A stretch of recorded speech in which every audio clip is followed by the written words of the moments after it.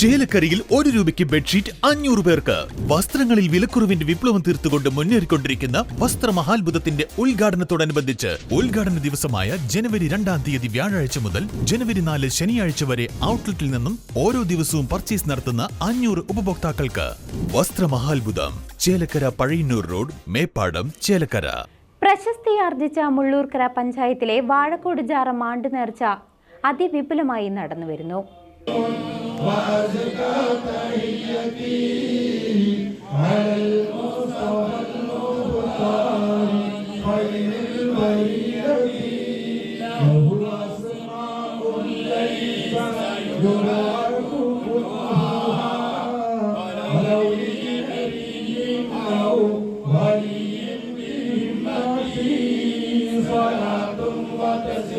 പ്രശസ്തിയാർജിച്ച മുള്ളൂർക്കര പഞ്ചായത്തിലെ വാഴക്കോട് ജാറം ആണ്ട് നേർച്ച അതിഗംഭീരമായി നടന്നുവരുന്നു. ചൊവ്വാഴ്ച വൈകിട്ട് KA ഹംസക്കുട്ടി മൗലവി, AA യൂസഫ് മുസ്ലിയാർ എന്നിവരുടെ നേതൃത്വത്തിൽ മുഹിയുദ്ദീൻ മൗലൂദ് പാരായണവും നാരിയത്ത് സ്വലാത്തും നടന്നു. വർക്കിംഗ് പ്രസിഡന്റ് MP കുഞ്ഞിക്കോയ തങ്ങൾ പ്രാർത്ഥനയ്ക്ക് നേതൃത്വം നൽകി. നമ്മുടെ നാട്ടിലെ മുള്ളൂർക്കരയിലെ തന്നെ തൊഴിലാളികളിലെ ഏറ്റവും ആദ്യത്തെ സംഘടനയാണ് നമ്മുടെ ഈ സംഘടന. എല്ലാ വർഷവും മൊഹീദ്ദീൻ ഷെയ്ഖിൻ്റെ പേരിലുള്ള ആണ്ട് നടത്താറുണ്ട്.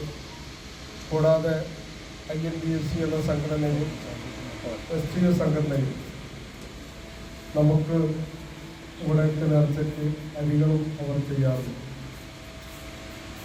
3 ദിവസത്തിൽ 1 ദിവസം കിട്ടുന്ന ചുമട്ട തൊഴിലിൽ നിന്നും മാറ്റിവെക്കപ്പെടുന്ന ഒരു വിഹിതം കൂട്ടിയാണ് ഈ മക്കാമിലുള്ള ആളുടെ നേർച്ചയിലെ 1 ദിവസം നമ്മുടെ സംഘടന ഏറ്റെടുത്തുകൊണ്ട് ഇവിടെ എല്ലാവർക്കും ഭക്ഷണത്തോടും കൂടെ ഈ മൗലിദ് ഇവിടെ നടത്തിയിട്ടുള്ളത് റഹ്മാനാറത്ത് സ്വീകരിക്കുമാറാകും.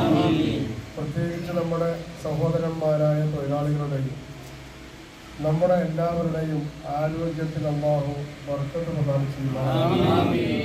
ആഫിയത്തുള്ള ദീർഘായുസ്സ് അല്ലാഹു നമുക്കെല്ലാം പ്രദാനം ചെയ്തു.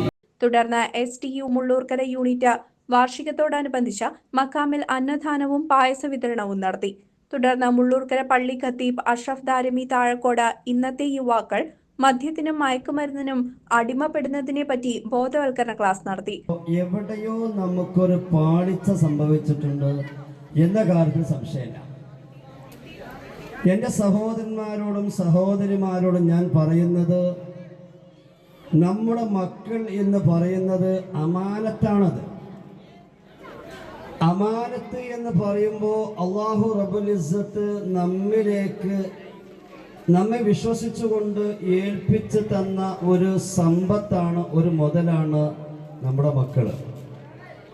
അത് അതിൻ്റെതായ രൂപത്തിൽ കൈകാര്യം ചെയ്തിട്ടില്ല എങ്കിൽ, അതിൻ്റെ ഹക്കോട് കൂടെ നമ്മൾ കൈകാര്യം ചെയ്തിട്ടില്ല എങ്കിൽ തീർച്ചയായും അല്ലാഹു റബ്ബുൽ ഇസ്സത്ത് അതിനെക്കുറിച്ച് കൊണ്ട് തന്നെ ചോദിക്കുക തന്നെ ചെയ്യും.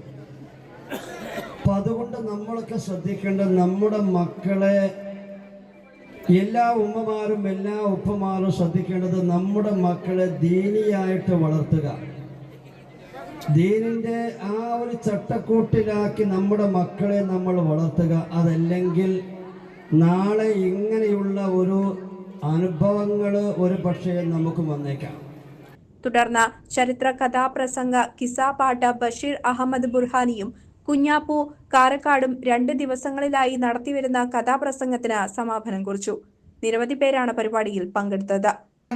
അള്ളാന്റെ റസൂലിന്റെ കയ്യിൽ നിന്ന് വാങ്ങിച്ച ആ വടിയുമായി അമ്പിന്റെ മല പൊട്ടിയ വടി, ആ വടിയും പിടിച്ചു ഒരു ചുവട് മുന്നോട്ട് വെച്ചു. മുത്തു റസൂലിനെ കുത്താൻ, തിരിച്ചു കുത്താൻ, പ്രതിക്രിയ എടുക്കാൻ വേണ്ടിയല്ലേ സ്വഹാബികൾ ശ്വാസമടക്കി പിടിച്ചു നിൽക്കുക. എന്താ കാണാൻ പോകുന്നത്? അവർ ചെന്ന് പൊട്ടിക്കരയുകയാ, മുത്തു റസൂലിനെ കുത്തുകയോ അല്ലാ. അത് മടക്കളത്തിലേക്ക് പൊരുതാൻ വേണ്ടി ഇറങ്ങുന്ന സമയത്ത് വേദനയോടെ നൊമ്പരത്തോടെ അവർ നിൽക്കുമ്പോൾ സമാധാനം ആ ഉദര സൗന്ദര്യ സൗഭാഗ്യ തിളക്കത്തിലേക്ക് തന്നെ വീണ്ടും വീണ്ടും തന്റെ കണ്ണുകൾ കൊണ്ട് നോക്കുകയാ. എന്നിട്ടൊരു ചുവട് കൂടെ മുന്നോട്ട് വച്ചു. എന്നിട്ട് തന്റെ കയ്യിൽ പിടിച്ചിട്ടുള്ള ആ വടി വശത്തേക്ക് വലിച്ചേറി ഉടലി കെട്ടി പിടിച്ചേ പത്തൊരു മൂത്തി കുടിച്ചേ വന്ന വണ്ടി ഡലറിച്ചേ വടി വശത്തേക്ക് വലിച്ചേറി ഉടലി കെട്ടി പിടിച്ചേ പത്തൊരു മൂത്തി കുടിച്ചേ വന്ന വണ്ടി ഡലറിച്ചേ. CCV news Chelakkara.